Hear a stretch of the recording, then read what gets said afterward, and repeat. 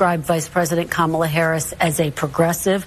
She has previously supported Medicare for all. Now she does not. She's previously supported a ban on fracking. Now she does not. These, Senator, are ideas that you have campaigned on. Do you think that she is abandoning her progressive ideals? No, I don't think she's abandoning her ideals. I think she's trying to be pragmatic and doing what she thinks is right in order to win the election. Dick Cheney was vice president of the United States. You don't think his endorsement of a Democrat with that kind of pedigree is going to make a difference with swing voters? I really don't. I or mean, never Trump voters who weren't sure about Harris? Well, I mean, some of this is probably that Donald Trump beat his daughter in her last election by 39 points. I think most Americans are going to look at this race and compare the records they have. Again, it's a very unusual race. When you have a president who served in office, who brought good times to America, and you have Kamala Harris, a San Francisco liberal, who has brought to America exactly what you see in San Francisco as well. Think about this. When I was a kid growing up in Nebraska, being gay was illegal. Still technically illegal. Look, I'm coaching football. I'm an old, straight, white guy. I'm teaching social studies. You're all picturing the damn stereotype here. Turns out that I'm like opposite world of Tommy Tuberville, though, so in this for some of you. So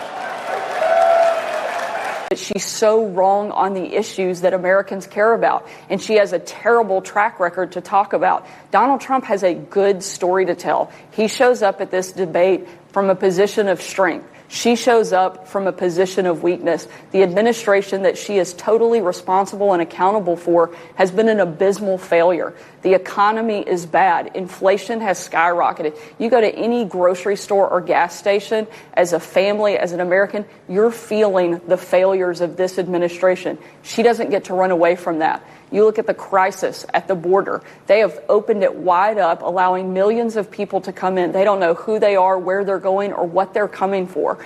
We actually had taken steps and made significant progress on securing the border under President Trump. We actually had a safer world. We didn't have conflicts left and right all over the place. She has to be held responsible for these things. She doesn't get to run away from them. And I think that's what makes this debate so difficult for her this week. Kamala Harris wants to eliminate private health insurance and give free taxpayer-funded health care to every single illegal alien in the country. They want to give... And then you wonder, why do they come up? You know why they come up? Because guys like Newscomb and others are saying, come to our country, we'll give you health care. You know what they're doing to your school system is incredible. People are taking the seats of your children.